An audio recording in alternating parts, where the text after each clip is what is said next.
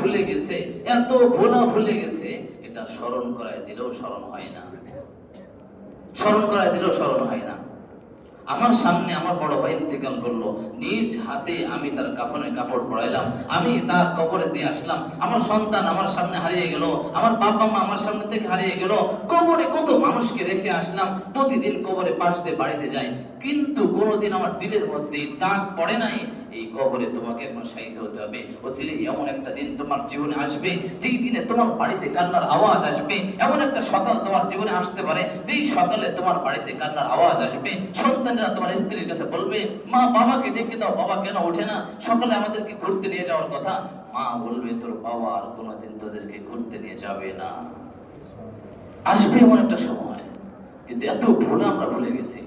দুনিয়ার তামাশায় পড়ে এত কিছু আমরা জেহেনের মধ্যে রাখি, মাথার মধ্যে রাখি, কিন্তু আমাদের মাথার মধ্যে আল্লাহর বিধানের কথা ঢুকে না, কবরের কথা আসে না, মৃত্যুর কথা কোনোদিন স্মরণ হয় না, আল্লাহর সামনে দাঁড়াইতে হবে এরকম কোনো পরিবেশ চিন্তা আমাদের ভিতরে আসে না। মুহতারাম হাজিরিন, আমরা তো আজকে অহংকারের মধ্যে আছি, চিন্তা করি আমারে কে ধরে, আমার চেহারা আছে, আমার বডি আছে, আমার স্বাস্থ্য আছে। না, আল্লাহ চাইলে আপনাকে মুহূর্তের মধ্যে লাশ বানাই দিতে পারেন।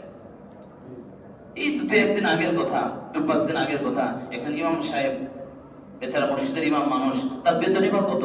ইমাম সাহেব মানুষ, তার স্ত্রীর 2টা কিডনি নষ্ট হয়ে গেছে, প্রতি মাসে ডায়ালিসিস করতে হচ্ছে, 60,000, 70,000, 1 লাখ টাকা পর্যন্ত খরচ হচ্ছে।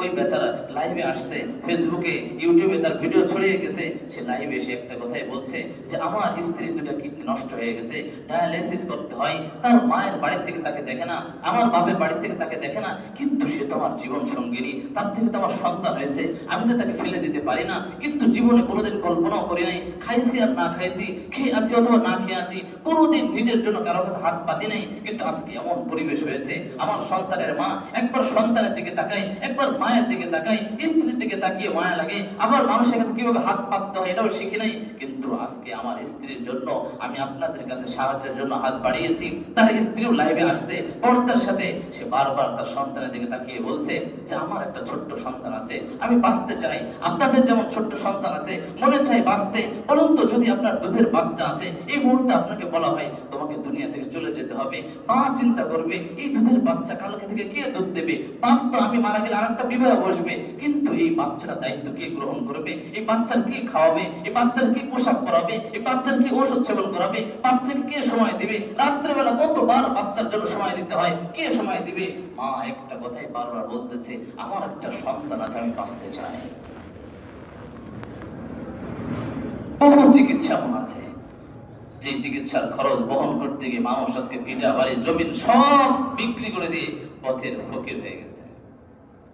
এই জন্য মুহতারাম হাজিরিন, দুনিয়াটাকে আপনি স্থায়ী না মনে করে, পরকালকে আপনি স্থায়ী মনে করে সব সময় যে অবস্থায় থাকি আল্লাহ তাআলাকে স্মরণ করতে হবে। পারবো ইনশাআল্লাহ আমরা?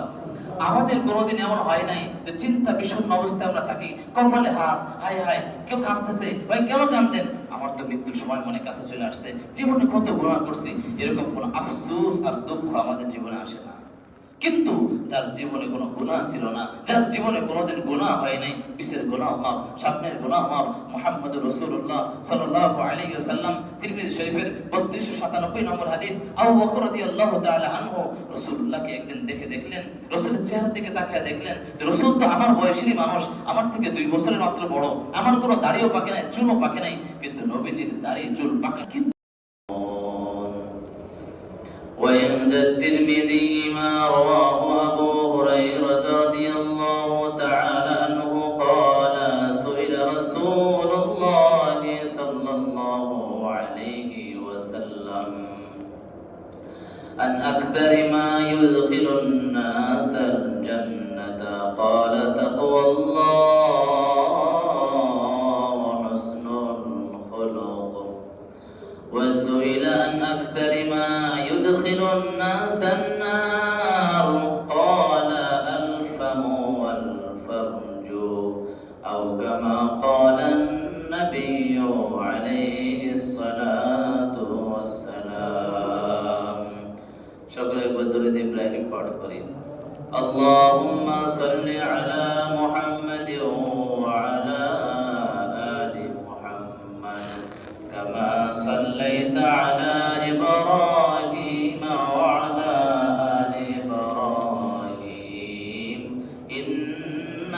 হামিদুম মাজিদ।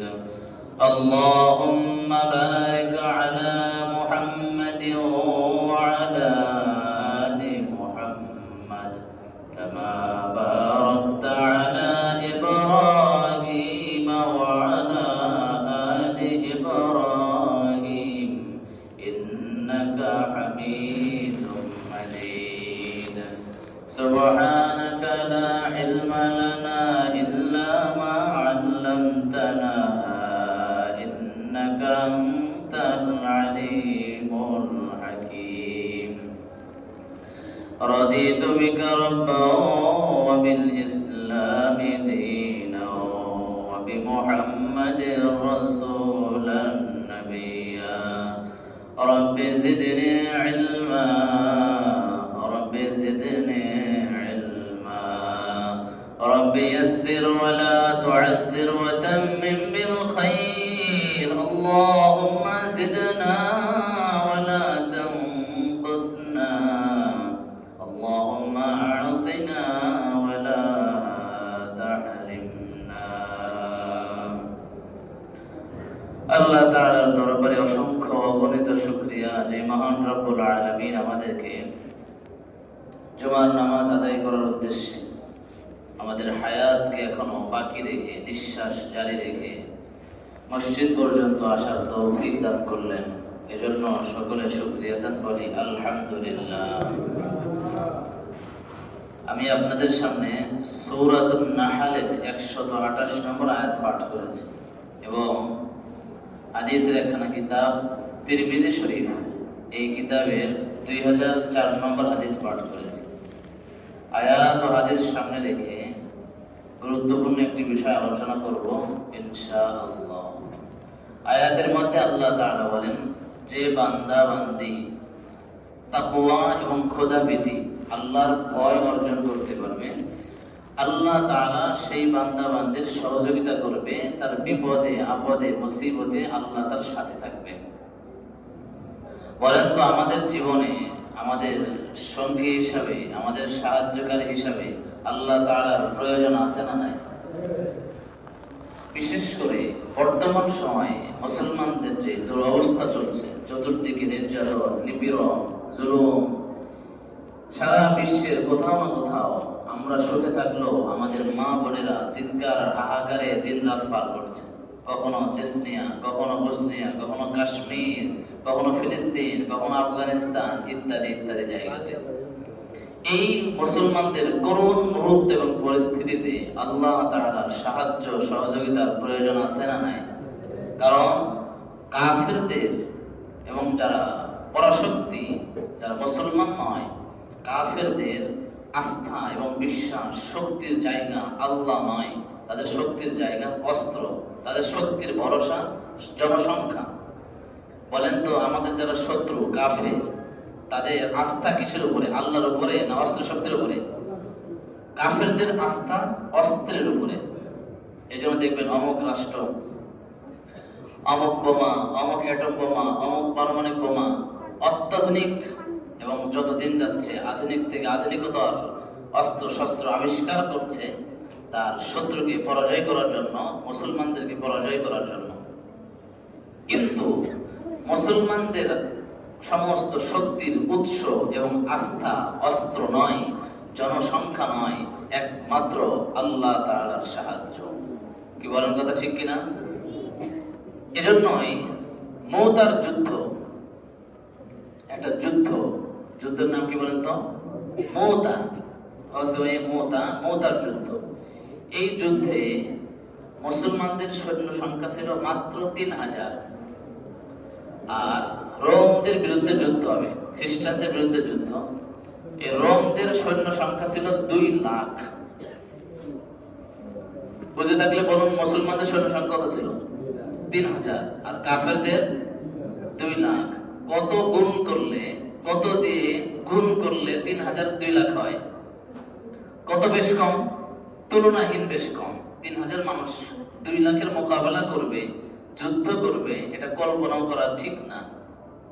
এজন্য পথের মধ্যে হুজুর সাল্লাল্লাহু আলাইহি ওয়াসাল্লামের সাহাবাদের মধ্যে একদল সাহাবা এই কথা বললেন যে আমরা আর সামনে না গিয়ে এখন এখান থেকে নবীজির কাছে মদিনাতে চিঠি লিখি, যে চিঠিতে আমরা নবীর কাছে জিজ্ঞাসা করব যে আমাদের সৈন্য সংখ্যা হলো 2 লাখ, আমরা হলাম 3000, আমরা কি তাদের বিরুদ্ধে যুদ্ধে নামবো কিনা।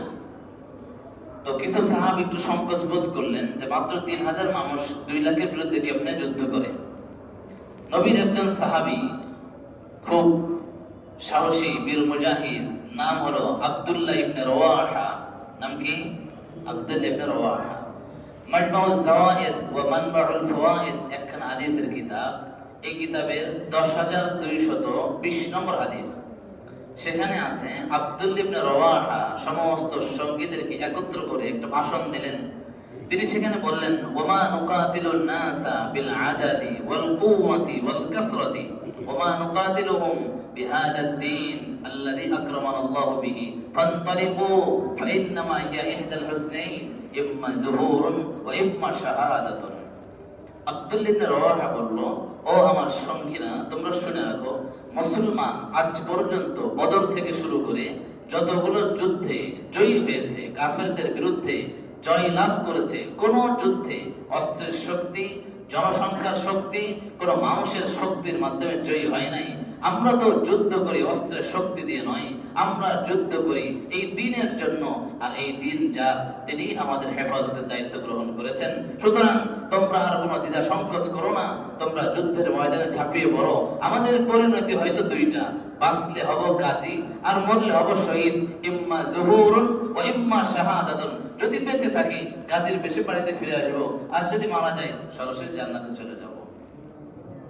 আব্দুল্লাহ ইবনে রওয়াহা বুঝালেন যে মুসলমান কখনো অস্ত্রের শক্তি এবং জনসংখ্যা শক্তির উপরে আস্থা রাখতে পারে না। এজন্যই হুনাইন যুদ্ধে মুসলমানদের সৈন্য সংখ্যা অনেক ছিল, প্রায় কাফেরদের বরাবর ছিল। বদর যুদ্ধে সৈন্য সংখ্যা ছিল খুবই কম।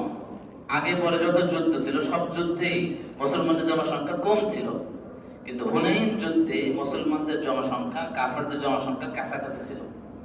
তো মুসলমান সাহাবীদের মধ্যে স্বস্তি আসলো যে ইতিপূর্বে আমরা যুদ্ধ করেছি, আমাদের জনসংখ্যা কম ছিল, আজকে আমাদের জনসংখ্যা অনেক বেশি। মুসলমানদের মধ্যে ভাবসাব চলে আসলো, আজকে খেয়ে ফেলবো, আজকে একটা কিছু করে ফেলবো, আজকে আমাদের অনেক জনসংখ্যা, আজকে কিছু করতে পারবে না আমাদের কেউ। আল্লাহ তাআলা তখন আয়াত নাযিল করলেন, কাম মিন ফিয়াতিন কালিলাতিন গালাবাত ফিয়াতান কাসীরাতান। ও নবীর সাহাবারা, মনে পড়ে বদর যুদ্ধে তোমাদের জনসংখ্যা কম থাকা সত্ত্বেও কিভাবে বিজয় লাভ করেছো? শুনে রাখো, এই দুনিয়ায় বহু জনসংখ্যা সমৃদ্ধ দল বহুত অল্প জনসংখ্যার লোকের হাতে পরাজয় বরণ করেছে। জনসংখ্যা কম আর বেশি এটা কথা নয়। কথা কি? কথা হলো আমাদের সাথে আমাদের আল্লাহ আছেন কি আছেন না, এটা হলো প্রশ্ন। এখন আল্লাহ তাআলা আমাদের সহযোগিতায় আছেন কি আছেন না? আল্লাহ তাআলা বলেন যে কোন বান্দার সাথে আল্লাহ সহযোগিতা করবেন না, শর্ত দিয়েছেন আল্লাহ, শর্ত। এই শর্তটাই আজকের আলোচনার বিষয়। আল্লাহ শর্ত দিলেন সূরাতুন নাহলের 128 নম্বর আয়াতে, ইন্নাল্লাহা মাআল্লাযীনা তাকাউ ওয়াল্লাযীনা হুম মুহসিনুন। আল্লাহ তাআলা ওই সব বান্দাদের সহযোগিতা করবেন আল্লাযীনা তাকাউ, যারা আল্লাহকে ভয় করবে, যারা ভিতরে তাকওয়া অবলম্বন করতে পারবে। বলেন তো, আল্লাহ আমাদের সহযোগিতা করবে বিনা শর্তে না শর্তের সাথে? শর্তটা কি? আমাদেরকে আল্লাহ তাআলার ভয় করতে হবে। এটাকে আরবি ভাষায় কি বলে? তাকওয়া। বলেন এটা কি বলে? তাকওয়া। যার বাংলা প্রতিশব্দ কি হবে? খোদা ভীতি। আল্লাহ তাআলাকে ভয় পেতে হবে।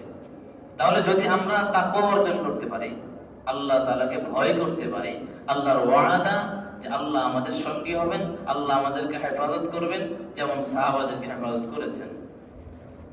এখন প্রশ্ন হলো, তাকওয়া কাকে বলে? ভয় কাকে বলে? খোদা ভীতি কাকে বলে? ইয়া আইয়ুহাল্লাযীনা আমানুত্তাকুল্লাহ হাক্কা তুকাতিহি। এই আয়াতের ব্যাখ্যায় তাফসীর গ্রন্থের মহৎ এবং সবচেয়ে বিশুদ্ধ গ্রন্থ তাফসীরে ইবনে কাসিরের এই আয়াতের ব্যাখ্যা করতে গিয়ে রাসূল সাল্লাল্লাহু আলাইহি ওয়াসাল্লামের একজন বিশেষ সাহাবী ফকি ইবনে মাসউদ রাদিয়াল্লাহু তাআলা আনহু তাকওয়া কাকে বলেন এটা সংজ্ঞা দেন। উনি বলেন তাকওয়া হলো তিন জিনিসের নাম। বলেন তো তাকওয়া কয় জিনিসের নাম? তিন জিনিসের নাম। এক নম্বর আইয়ুতাআ ফালা ইউসা, আল্লাহর বিধানের সামনে আমার মাথাটা ছোট করতে হবে, আল্লাহর বিধান অবলীলায় মেনে নিতে হবে। ফালা ইউসা, কখনো আল্লাহর বিধান লঙ্ঘন করা যাবে না। বলেন তো এক নম্বর কি? আল্লাহর বিধান মানতে হবে। বলেন এক নম্বর কি? দুই নম্বর আইয়ুযকারা ফালা ইউনসা, সর্বদা আল্লাহ তাআলার স্মরণ করতে হবে। বলেন দুই নম্বর কি? এক নম্বর আল্লাহর বিধান মানতে হবে, দুই নম্বর আল্লাহকে স্মরণ করতে হবে, তিন নম্বর আইয়ুশকারা ফালা ইউকফা, আল্লাহ তাআলার নিয়ামতের শুকরিয়া আদায় করতে হবে, আল্লাহর নিয়ামতের নাশুকরিয়া আদায় করা যাবে না। এই তিন জিনিস, তিন গুণ যদি কারোর মধ্যে থাকে তাহলে সে মুত্তাকি হলো, তার মধ্যে তাকওয়া পাওয়া গেল।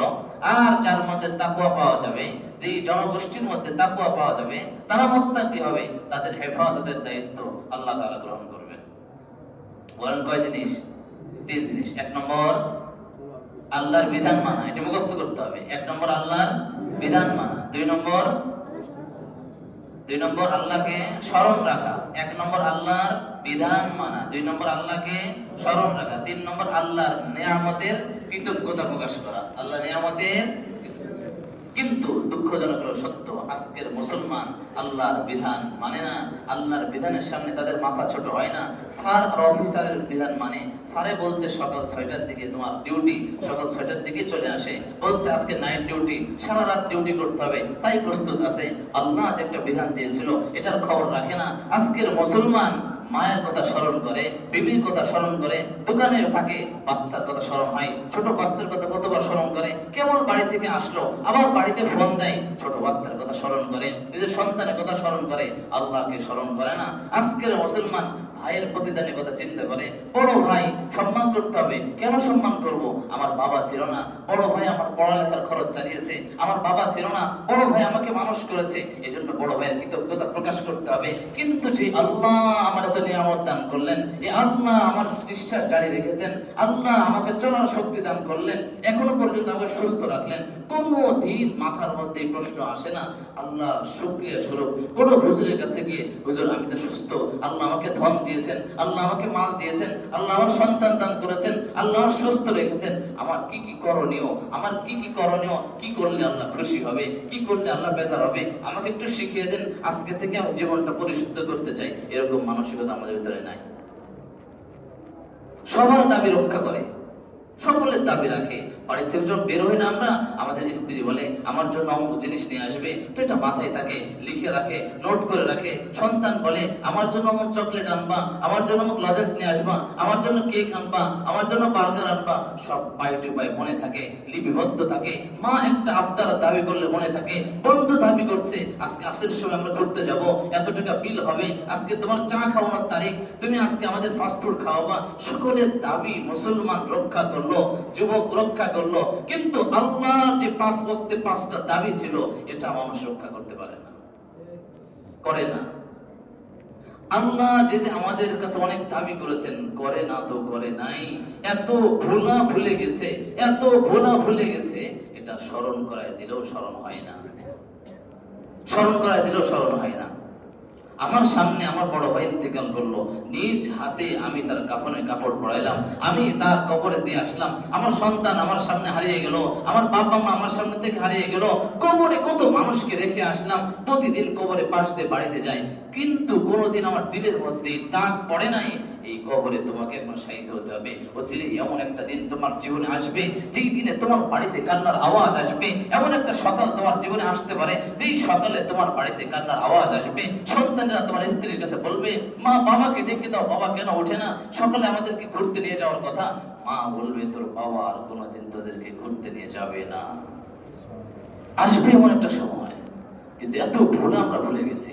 দুনিয়ার তামাশায় পড়ে এত কিছু আমরা জেহেনের মধ্যে রাখি, মাথার মধ্যে রাখি, কিন্তু আমাদের মাথার মধ্যে আল্লাহর বিধানের কথা ঢুকে না, কবরের কথা আসে না, মৃত্যুর কথা কোনোদিন স্মরণ হয় না, আল্লাহর সামনে দাঁড়াইতে হবে এরকম কোনো পরিবেশ চিন্তা আমাদের ভিতরে আসে না।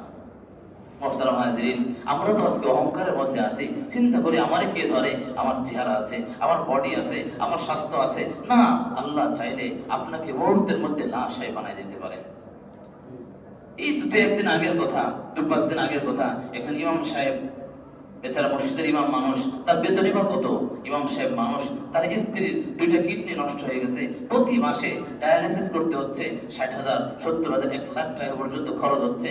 ওই বেচারা লাইভে আসছে, ফেসবুকে, ইউটিউবে তার ভিডিও ছড়িয়ে গেছে। সে লাইভে এসে একটা কথাই বলছে যে আমার স্ত্রীর 2টা কিডনি নষ্ট হয়ে গেছে, ডায়ালিসিস করতে হয়, তার মায়ের বাড়ি থেকে তাকে দেখে না, আমার বাপের বাড়ি থেকে তাকে দেখে না, কিন্তু সে তো আমার জীবন সঙ্গিনী, তার থেকে তো আমার সন্তান হয়েছে, আমি তো তাকে ফেলে দিতে পারি না। কিন্তু জীবনে কোনোদিন কল্পনাও করি নাই, খাইছি আর না খাইছি, খেয়ে আছি অথবা না খেয়ে আছি, কোনোদিন নিজের জন্য কারো কাছে হাত পাতি নাই। কিন্তু আজকে এমন পরিবেশ হয়েছে, আমার সন্তানের মা, একবার সন্তানের দিকে তাকাই, একবার মায়ের দিকে তাকাই, স্ত্রীর দিকে তাকিয়ে মায়া লাগে, আবার মানুষের কাছে কিভাবে হাত পাততে হয় এটাও শিখি নাই। কিন্তু আজকে আমার স্ত্রীর জন্য আমি আপনাদের কাছে সাহায্যের জন্য হাত বাড়িয়েছি। তার স্ত্রীও লাইভে আসছে পর্দার সাথে, সে বারবার তার সন্তানের দিকে তাকিয়ে বলছে যে আমার একটা ছোট্ট সন্তান আছে, আমি বাঁচতে চাই, আপনাদের যেমন ছোট্ট সন্তান আছে, মনে চাই বাঁচতে। বলুন তো, যদি আপনার দুধের বাচ্চা আছে, এই মুহূর্তে আপনাকে বলা হয় তোমাকে দুনিয়া থেকে চলে যেতে হবে, মা চিন্তা করবে এই দুধের বাচ্চা কালকে থেকে কে দুধ দেবে, বাপ তো আমি মারা গেলে আরেকটা বিবাহ বসবে, কিন্তু এই বাচ্চাটা দায়িত্ব কে গ্রহণ করবে, এই বাচ্চার কে খাওয়াবে, এই বাচ্চার কি পোশাক পরাবে, এই বাচ্চার কি ওষুধ সেবন করাবে, বাচ্চাকে কে সময় দিবে, রাত্রেবেলা কতবার বাচ্চার জন্য সময় দিতে হয়, কে সময় দিবে? মা একটা কথাই বারবার বলতেছে, আমার একটা সন্তান আছে, আমি বাঁচতে চাই। বহু চিকিৎসা আছে, যে চিকিৎসার খরচ বহন করতে গিয়ে মানুষ আজকে ভিটা বাড়ি জমিন সব বিক্রি করে দিয়ে পথের ফকির হয়ে গেছে। এই জন্য মুহতারাম হাজিরিন, দুনিয়াটাকে আপনি স্থায়ী না মনে করে, পরকালকে আপনি স্থায়ী মনে করে সব সময় যে অবস্থায় থাকি আল্লাহ তাআলাকে স্মরণ করতে হবে। পারবো ইনশাআল্লাহ আমরা? আমাদের কোনোদিন এমন হয় নাই যে চিন্তা বিষণ্ণ অবস্থায় আমরা থাকি, কপালে হাত, হায় হায় কেউ কাঁদতেছে, ভাই কেন কাঁদেন? আমার তো মৃত্যুর সময় মনে কাছে চলে আসছে, জীবনে কত গুনাহ করছি, এরকম কোন আফসোস আর দুঃখ আমাদের জীবনে আসে না।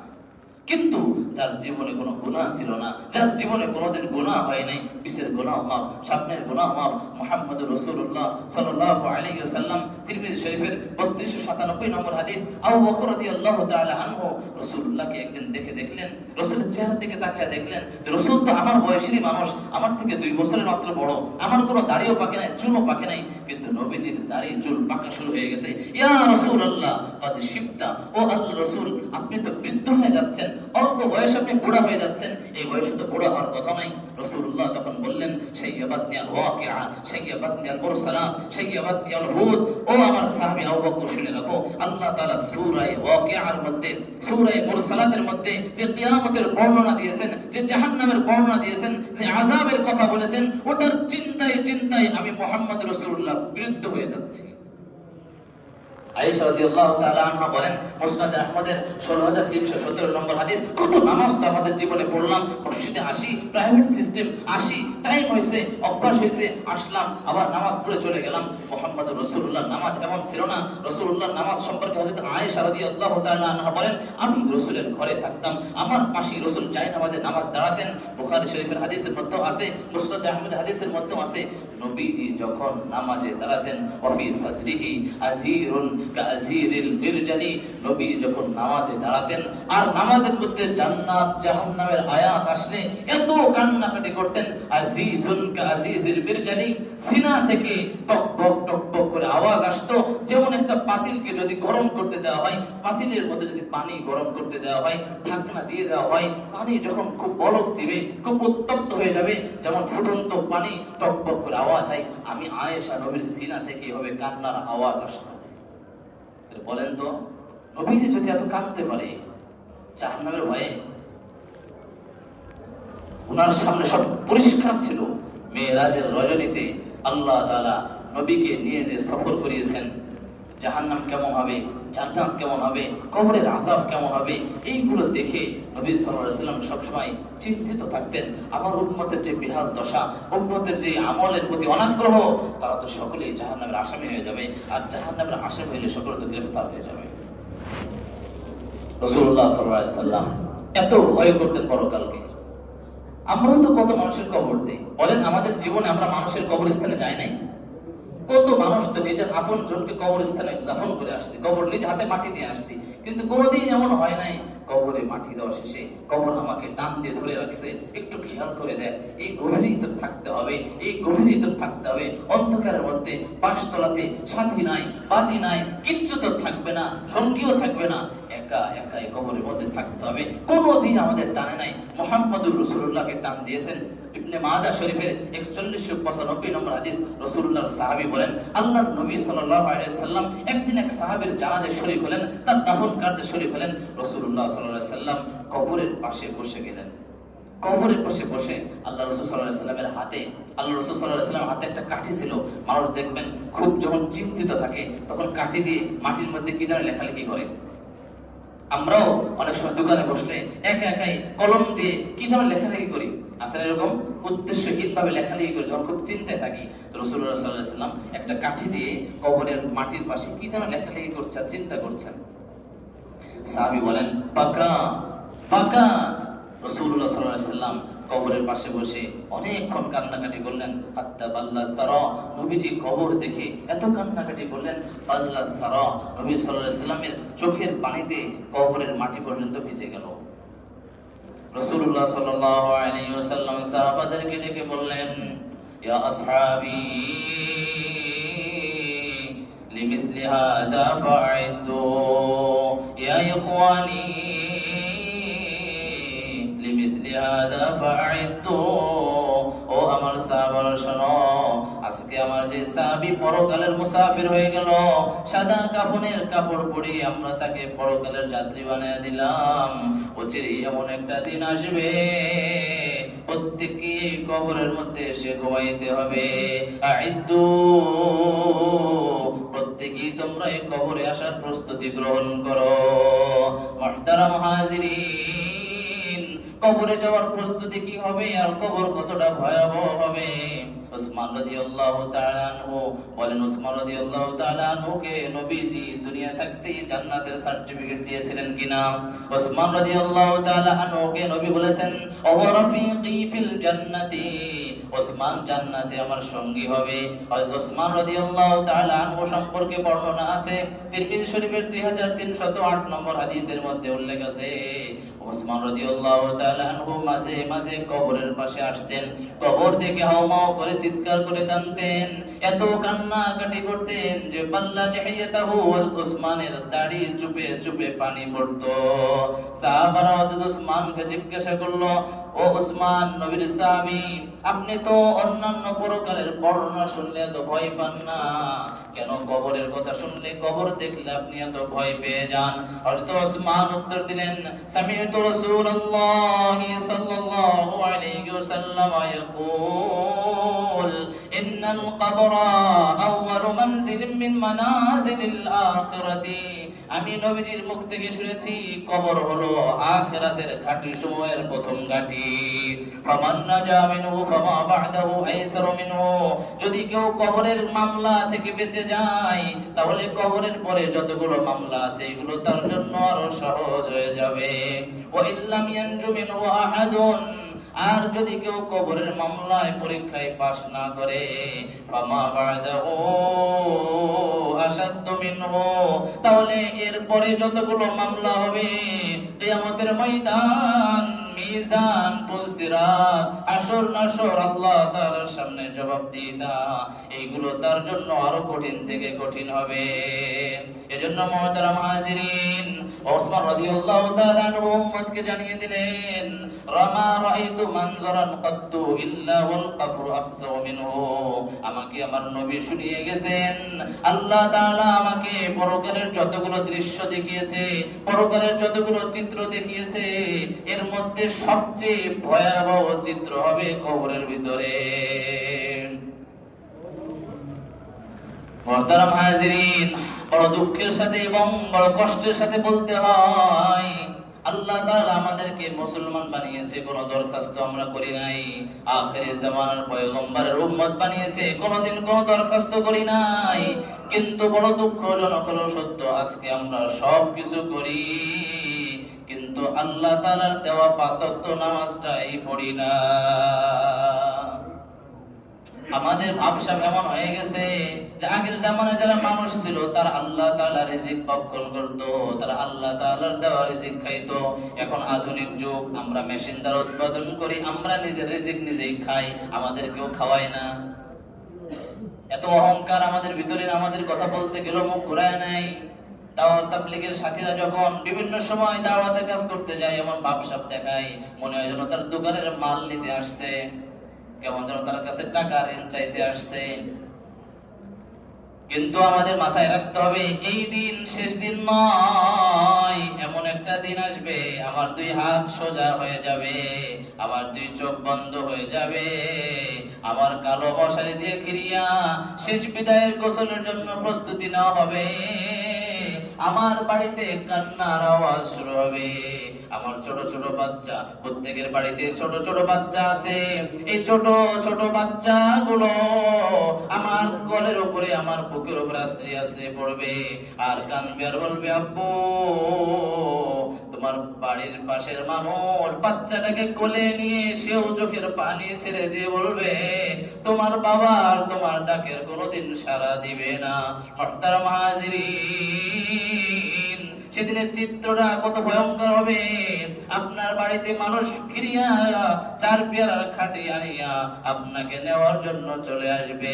কার জন্য দালান কোঠা বানালেন, কার জন্য সুদের কারবার করে 4 তলা 5 তলা বিল্ডিং তৈরি করলেন, কোন স্ত্রীর জন্য হারামকে হালাল জানলেন না, হালালকে হারাম করে ফেলছেন, হারামকে হালাল করে ফেলেছেন। বলেন আপনার স্ত্রীকে আজকে কবরে গিয়ে আপনার সাথে থাকার জন্য, স্ত্রী বলবে এটা আজকে থেকে আমার স্বামী না, ওটা আজকে থেকে অমুকের লাশ হয়ে গেছে। দুনিয়ায় এমন কোন দৃষ্টান্ত পাওয়া যায় না কোন স্ত্রী তার স্বামীর সাথে কবরে যেতে চায়। শুধু তাই নয়, যদি আপনার আজকে রাত্রবেলা মৃত্যু হয়ে যায়, যদি আজকে আপনার রাত্রবেলা জীবন শেষ হয়ে যায়, আপনার স্ত্রী যদি টের পেয়ে যায় আমার পাশের জনের জীবন চলে গেছে, খোদার কসম করে বলছে আর একটা সেকেন্ডও সে আপনার পাশে থাকবে না, সে সাথে সাথে আপনাকে পরিত্যাগ করে এখানে একা ফেলে রেখে চলে যাবে। কোন স্ত্রীর জন্য নামাজ ছাড়লেন, কোন স্ত্রীর পিছনে পড়িয়া জীবনকে ধ্বংস করলেন, সাবধান। আপনার জন্মের আগে যে রব আপনার আপন ছিল, আপনার মৃত্যুর পরেই সে রব আপনার আপন হবে। লিমিসলি হাদা ফাইদু, ওই কবরের প্রস্তুতি গ্রহণ করুন, আমল আখলাক করে এরপরে কবরে গিয়ে ঘুমান। বলেন আমাদের সামনে মৃত্যু আছে না আছে না? আওয়াজ করে বলেন, সামনে মৃত্যু আছে না আছে না? কবর জগৎ আছে না আছে না? এজন্য এতক্ষণ যে আলোচনা হলো, আমরা যারা উপস্থিত আছি আজকে থেকে 4টা থেকে 5টা পাক্কা নিয়ত করব তো ইনশাআল্লাহ। 1 নম্বর, আজকে থেকে আমরা 1 ওয়াক্ত নামাজও কাজা করব না। এরকম কে কে নিয়ত করতে হাত তুলে একটু। 1 ওয়াক্ত নামাজও কাজা করব। আল্লাহ সবাইকে তৌফিক দান করেন। কিয়ামতের ময়দানে সর্বপ্রথম হিসাব হবে কিসের? নামাজের। তিরমিজি শরীফের 413 নম্বর হাদিস, ইন্না আউওয়ালা মা ইউহাসাবু বিহিল আবদু ইয়াওমাল কিয়ামাতি আস-সালাত।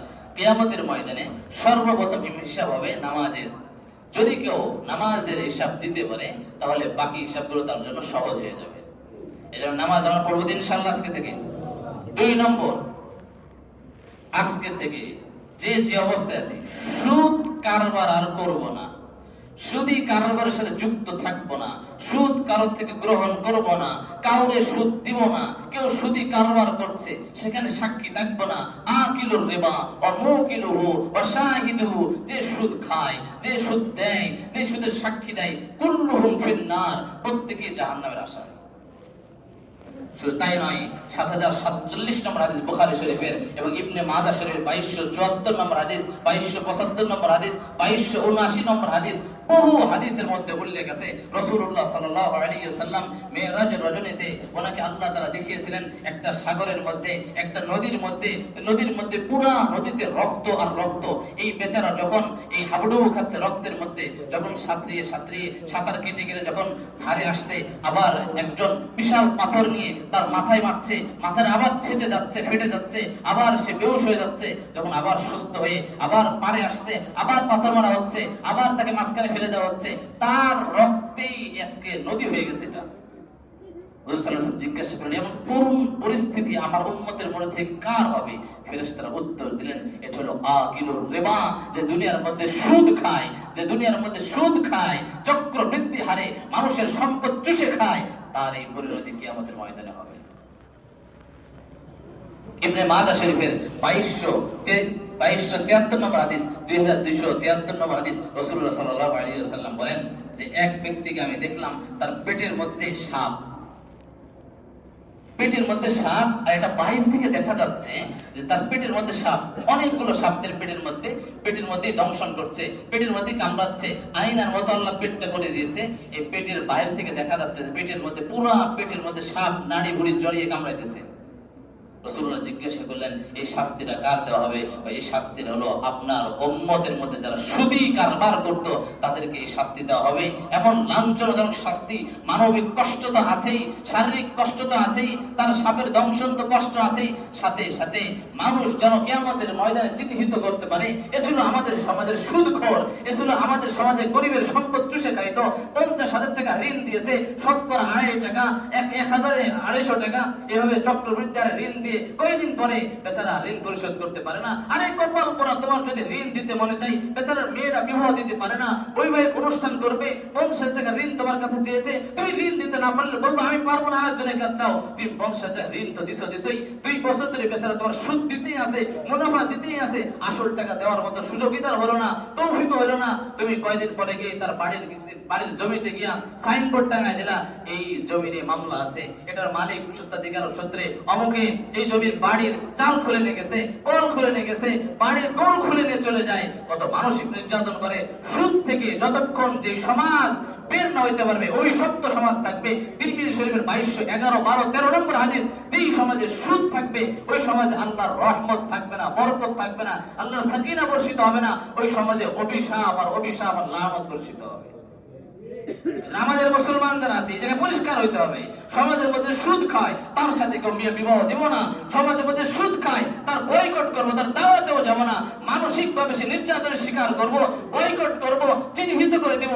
সমাজের সুদখোর তাকে কোনো স্টেজে বসানো যাবে না, তাদের সম্মানের কোনো আসনে বসানো যাবে না, সামাজিক ভাবে সবাই বুঝবে এরকম সুদখোর অচিরেই সে সুদ থেকে বেরিয়ে আসবে। আল্লাহ তাআলা আমাদেরকে এই সুদ নামক ভয়াবহ অপরাধ থেকে বেরিয়ে আসার তৌফিক দান করুন। আমিন ওয়া আখিরু দাওয়ানা আলহামদুলিল্লাহি রাব্বিল আলামিন।